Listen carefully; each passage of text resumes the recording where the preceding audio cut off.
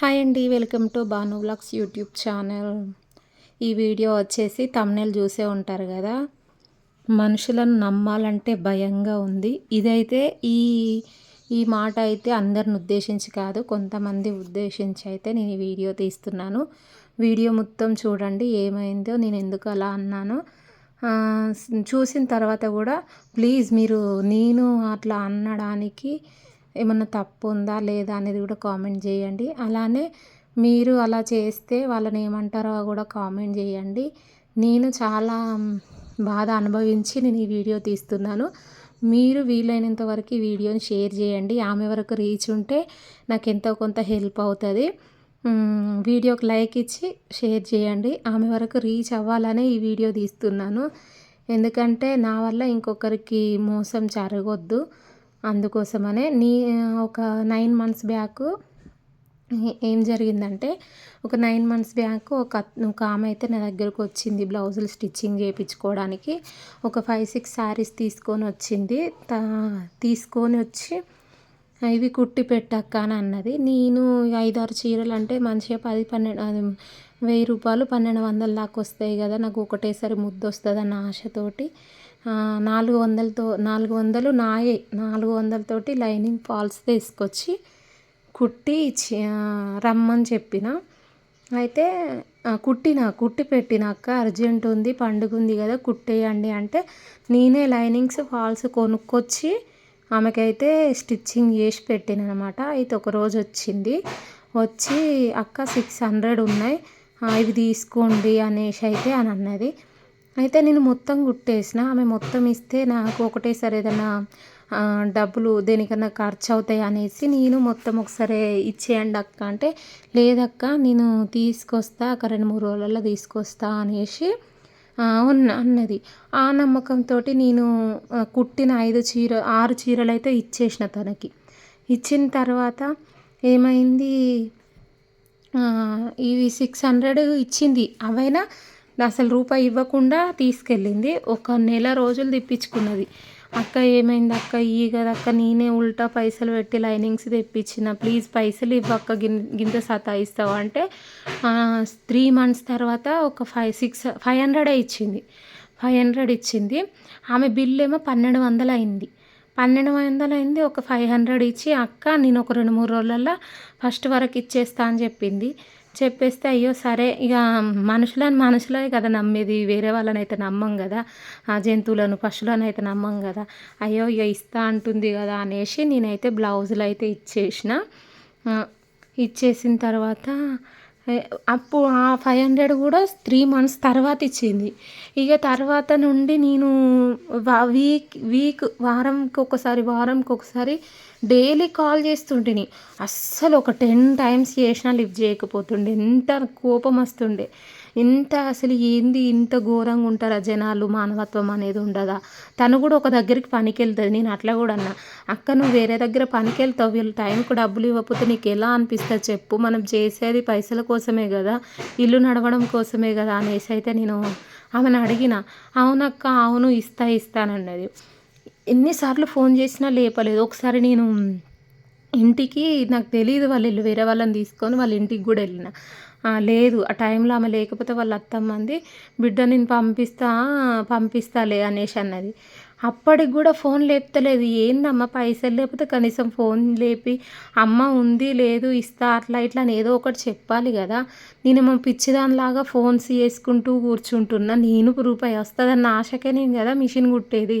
నేను ఒకరి కడుపు కొట్టి అయితే బ్రతుకుతలేను కదా, నా కష్టం చేసుకొని నేనే తింటున్నా. నా ఉల్టా నేను పైసలు పెట్టి లైనింగ్స్ తెచ్చి మీ చేతిలో ఇస్తే కట్టుకొని చింపేస్తున్నారు బట్టలు, కానీ నేను గుర్తొస్తలేను అనేసి వాళ్ళ అత్తమ్మకి చెప్పేసి వచ్చిన. అప్పుడు ఒక్కసారి ఫోన్ చేసి అక్క నేను వస్తా, నేను ఇంటికి వచ్చి మాట్లాడతా అన్నది. ఇప్పటికి 9 మంత్స్ అవుతుంది.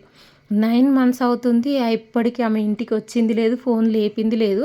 మధ్యలో ఒకసారి నేను పాపను హాస్పిటల్ తీసుకుపోతుంటే రోడ్డు మీద కలిసి నన్ను చూసి తల తిప్పుకుంది. ఎక్కడ పైసలు అడుగుతుందో అనేసి తల తిప్పుకొని మళ్ళీ వెనుకకు తిరగకుండా అటే వెళ్ళిపోయింది ఆమె. మళ్ళీ తర్వాత మా గల్లీలే వేరే దగ్గర పనిచేయడానికి తను వచ్చింది. అప్పుడు పాపను ఆపరేషన్ తీసుకుపోయే కంగారులో నేనున్నా. అక్కకి ఇది పరిస్థితి, మా పాపకు బాగాలేదు, నేను హాస్పిటల్కి వెళ్తున్నా, నాకు ఇప్పుడు పైసలు అవసరము, కొంచెం ఇయ్యండి అక్క అని కూడా అన్నా. అక్క నేను రేపు ఇంటికి వస్తా అక్క, రేపు ఇంటికి వస్తా అన్నది. ఇప్పుడు ఆపరేషన్ అయిపోయి కూడా 3 months అవుతుంది. ఇంతవరకు ఆమె ఇంటికి వచ్చింది లేదు, ఫోన్ లేపింది లేదు. రియల్గా ఈ స్టోరీ వింటే మీకు ఏమనిపిస్తుంది? ఇది మాత్రం కంపల్సరీ ఆమె వినాలనే కోరుకుంటున్నాను నేను. ఇలాంటి వాళ్ళు అసలు ఎందుకుంటారో కూడా అర్థం కాదు. ఒకరు కడుపు కొడితే వాళ్ళకి వచ్చే ఆనందం ఏందో నాకు అర్థం కాదు. ఎందుకంటే ఇప్పుడు తనంటూ నా దగ్గర పైసలు లేవక్క, నేను ఆమెను అడిగిస్తా, ఈమెను అడిగిస్తా అంటది. నేను నీకు నమ్మి పైసలు నీకు నమ్మి నీకు ఇస్తే నువ్వు మందివని అడగడం ఏంది? వాళ్ళు ఇచ్చిన తర్వాత నాకు ఇవ్వడం ఏంది? రోజు జీతాలు, నెల జీతాలు తీసుకుంటారు కదా. తీసుకున్నప్పుడు నాకు ఇచ్చేయచ్చు కదా, మరీ మొత్తం వేలకు వేలు కాదు కదా అనేసి కూడా అన్నా. ఇంతవరకు ఆమె వచ్చి నా పాపకు ఆపరేషన్ అయిపోయి కూడా 3 months అవుతుంది. ఆపరేషన్ అక్క, పాపకి హార్ట్ ఆపరేషన్ ఉంది, నాకు ఇప్పుడు అమౌంట్ అవసరం అక్క అని కూడా రిక్వెస్ట్ చేసిన. ఎంత కనికరం లేని జనాలు ఉన్నారు. అందుకే అసలు ఈ మనుషులను మాట మీద నమ్మడం అనేది అసలు దరిద్రమైనది అంటే ఇంకొకటి లేదనమాట. నాకైతే అలా అనిపించింది. మీకు ఎలా అనిపించిందో మీరైతే ఒక కామెంట్ రూపంలో తెలుపండి. ఇలాంటి వాళ్ళని ఏమనాలో కూడా చెప్పండి. అసలు అబ్బో ఇలాంటి జనాలు ఉన్న ఈ సమాజం ఎటుపోతుందో అని అసలు ఆపత్తి ఉన్నదంటే 5గురు చేసి నిలబెట్టే జనరేషన్ నుంచి ఎవరి స్వార్థం వాళ్ళదే అన్న లాకైతే వచ్చింది ఇప్పుడు ఈ జనరేషన్ అయితే. నాకైతే ఈ సిచ్యువేషన్ చాలా బాధ అనిపించింది. అందుకోసమనే ఇలా ఎవరికైనా జరుగుతుందా, లేకపోతే మీలో ఎవరైనా ఇలా చెయ్యకండి అని చెప్పడం కోసమే ఇలా చెయ్యొద్దనే ఉద్దేశంతో నేనైతే ఈ వీడియో తీస్తున్నాను. ఏమనుకోకండి, తప్పుగా అయితే అస్సలు అనుకోకండి. నాకు బాధ అనిపించింది. ఆమె వల్ల నేను దగ్గర 9 months నుంచి అనుభవిస్తున్నాను. అయినా ఆమెకు చీమ గుట్టినంత కూడా అనిపించలేదు. అందుకోసమనే వీడియో తీసి పెడుతున్నా. మేబీ ఈ వీడియో ఆమెది చూస్తేనైనా ఆమె మనసు కరిగి నా పైసలు నాకు తెచ్చిస్తుందేమో అనే ఉద్దేశంతో తీస్తున్నా. అలాంటి వాళ్ళను మీరేమంటారో కూడా ఒక కామెంట్ అయితే చెయ్యండి.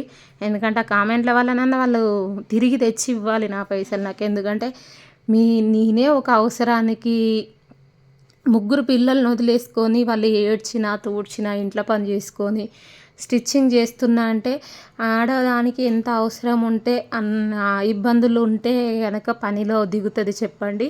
అన్నీ కరెక్ట్గా ఉండి అన్నీ చేస్తే ఆడవాళ్ళు హౌస్ వైఫ్స్గానే ఉంటారు. ఇక ఇంట్లో పరిస్థితులు సిచ్యువేషన్స్ బాగుండనే ఏదో ఒక పని చేస్తారని నా ఉద్దేశము. నాకు తెలిసినంత వరకు అంతే అని నేను అనుకుంటున్నాను. ఇట్లా అయితే ప్లీజ్ దయచేసి ఎవ్వరు కూడా ఒకరిని ఇబ్బంది పెట్టకండి పైసల విషయంలో. ఎందుకంటే ఈ జనరేషన్ మొత్తం పైసలు ఏందో పని జరగదు కదా. అలాంటిది మీరు పని చేపించుకొని పైసలు ఇవ్వకుండా వాళ్ళని ఏడిపించడం అనేది నాకు చాలా బాధ అనిపిస్తుంది. అందుకోసమనే నేనైతే వీడియో అయితే తీస్తున్నా. మీకు ఎలా అనిపించింది వీడియో మొత్తం చూసి అయితే లైక్ ఇచ్చి కామెంట్ చేయండి. కొత్తగా ఎవరైనా చూస్తున్న వాళ్ళు ఛానల్ని సబ్స్క్రైబ్ చేసుకోండి. ఇలా జరగకుండా అయితే చూసుకోండి. మీలో ఎవరైనా కూడా ఎప్పుడు కూడా ఇలా చెయ్యకండి ఎవరు కూడా. ఎందుకంటే ఒకరి బాధ ఒకరి ఏడుపు ఉంటే కూడా వాళ్ళు పైకి వచ్చేది అయితే ఉండదు. అయినా నా నోటితోటి నేను ఆ మాట అనద్దు అనుకున్నా. ఎందుకంటే ఎవరిది ఎట్లుంటుందో తెలియదు కదా అనేసి నేను ఎప్పుడు కూడా నేను ఆ మాట అనలేదు. అక్క తీసుకురా అక్క ఇవ్వు, నాకు అవసరం ఉన్నది, నాకు ఆపత ఉన్నది అని అడిగిన తప్ప ఎప్పుడు ర్యాష్గా నేను బిహేవ్ చేయలేదు తనను. అసలు ఇప్పుడు అనిపిస్తుంది, అబ్బో ఇంత ఘోరమైన జనాలు ఉంటారా, ఇంత దారుణమైన మనుషులు ఉంటారా అనేసి నాకైతే అర్థమైపోయింది. కానీ ఇప్పటి నుండి అయినా సరే నేను జాగ్రత్తగా ఉండాలనేసి వాళ్ళు డబ్బులు ఇస్తేనే వాళ్ళ వస్తువులు ఇస్తున్నా. ఎందుకంటే నేను కూడా చాలాసార్లు నిండా మునిగి ఉన్నా. అందుకోసమని ఇంకోసారి ఆ మునగదలుచుకోలేదు.